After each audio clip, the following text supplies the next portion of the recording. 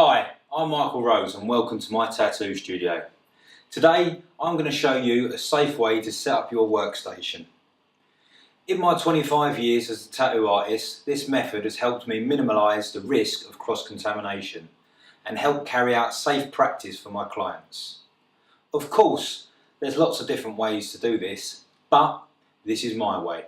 I promise you the information in this video is a lot more valuable than the comment section in my YouTube channel. And don't be this guy. Well, I think your methods suck, and I would have done it like this, and my friend, he also said that you suck, and we would have both done it differently. We would have done it this way. So yeah.